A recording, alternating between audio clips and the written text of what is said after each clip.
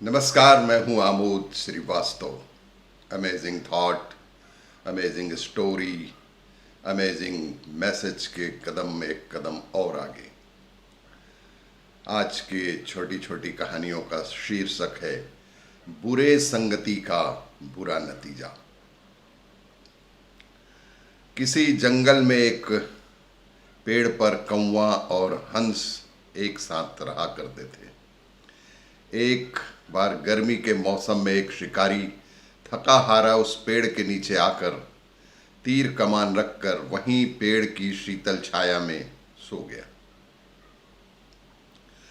थोड़ी देर के पश्चात शिकारी पर से वृक्ष की छाया हट गई। सूर्य की गति के आधार पर जहां शिकारी सोया था वहां पर से वृक्ष की छाया थोड़ी दूर हो गई। पेड़ पर बैठे हंस ने जैसे ही उस शिकारी को धूप में पड़े देखा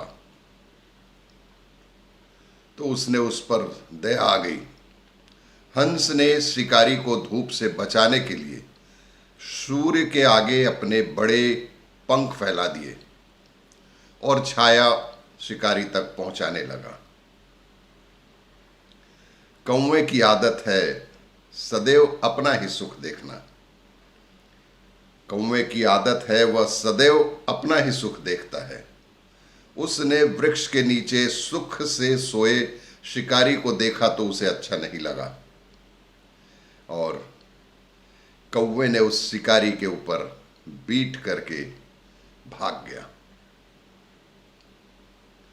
बीट पड़ते ही शिकारी की नींद खुली और शिकारी ने जैसे ही वृक्ष पर देखा हंस को और बिना कुछ सोचे समझे तीर चलाकर हंस को मार डाला।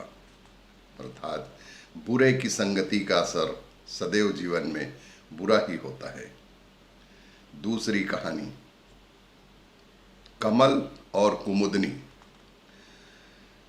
कमल और कुमुदनी से प्रायः सभी परिचित हैं।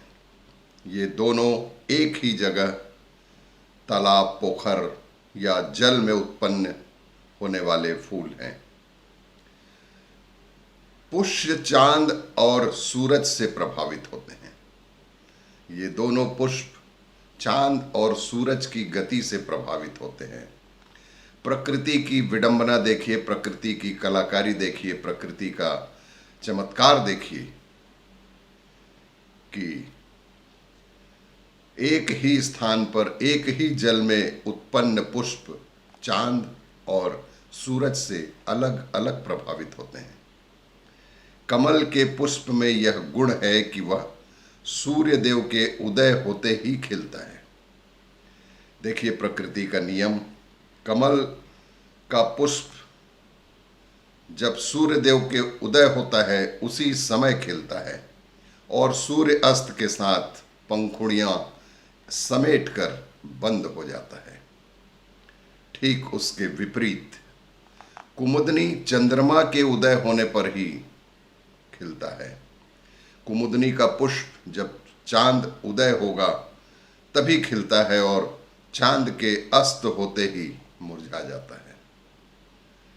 कमल रात भर मुरझाया रहता है और कुमुदनी दिन भर मुरझाई रहती है। एक ही जगह, एक ही स्थान, एक ही जल, एक ही वातावरण में उत्पन्न ये दो अलग अलग प्रकार के फूल की प्रकृति भी दो अलग अलग ढंग से प्रदर्शित होती है। जब ये फूल प्रकृति के अनुसार अपना आचरण तय कर सकते हैं, जब ये तुच्छ फूल प्रकृति के अनुसार अपना आचरण तय कर सकते हैं, तो हम इंसान क्यों नहीं कर सकते?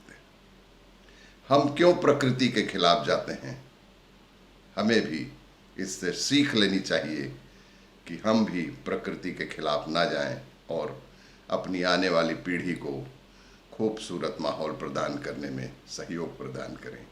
नमस्कार। इसी तरह की जानकारी और वीडियो के लिए देखते रहिए मेरा वीडियो।